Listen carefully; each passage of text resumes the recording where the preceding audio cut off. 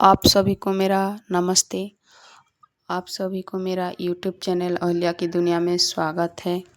आज हम फाल्गुन मास के स्कंद पुराण के अनुसार द्वितीय अध्याय की कथा सुनेंगे।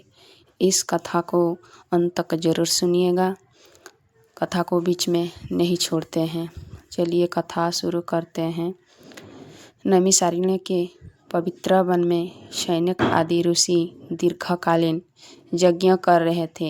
यज्ञ की अग्नि प्रज्वलित थी और चारों ओर वेद मंत्रों का उच्चारण हो रहा था। कथा श्रवण के लिए सभी ऋषि सूत गोस्वामी के समीप बैठे थे। दक्ष प्रजापति और भगवान शिव की कथा सुनकर ऋषियों के मन में वैराग्य उत्पन्न हो गया। तब सैनिक ऋषि ने सूत जी से कहा, प्रश्न किया, हे महात्मा, आपने हमें अहंकार से नष्ट हुए दक्ष यज्ञ की कथा सुनाइए। अब कृपा करके यह बताइए कि ऐसा कौन सा मास है जिसमें शास्त्रों का अध्ययन, कथा श्रवण और भक्ति करने से मनुष्य के पाप नष्ट होते हैं और ज्ञान शुद्ध होता है। सूत जी ने कहा, हे ऋषियों, यह प्रश्न एक बार स्वयं माता पार्वती ने भगवान शिव से किया था। उसी संवाद के स्कंद पुराण में फाल्गुन मास के द्वितीय अध्याय के रूप में कहा गया है। एक समय कैलाश पर्वत पर माता पार्वती ने भगवान शिव से पूछा, हे महादेव, दक्ष ने वेदों का ज्ञान प्राप्त किया था, फिर भी उसका पतन हुआ। ऐसा कौन सा समय है जिसमें किया गया अध्ययन अहंकार से मुक्त होकर मोक्ष का साधना बन जाता है।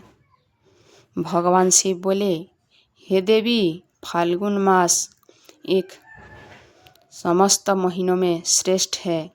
इस मास में किया गया अध्ययन तप के समान फल देता है।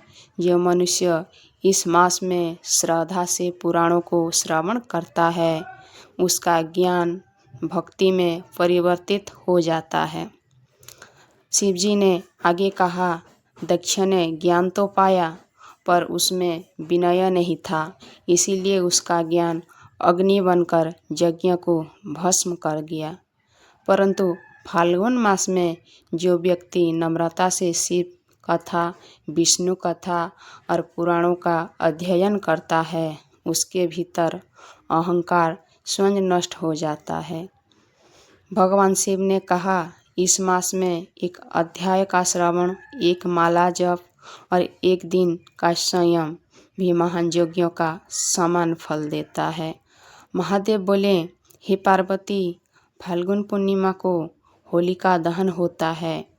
यह केवल अग्नि में लकड़ी जलाने का कर्म नहीं, बल्कि मनुष्य के भीतर बसे द्वेष, क्रोध और अभिमान को जलाने का पर्व है।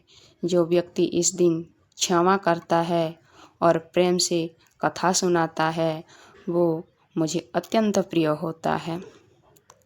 सूत जी बोले, यह सुनकर नैमिषारण्य के सभी ऋषि आनंदित हो गए।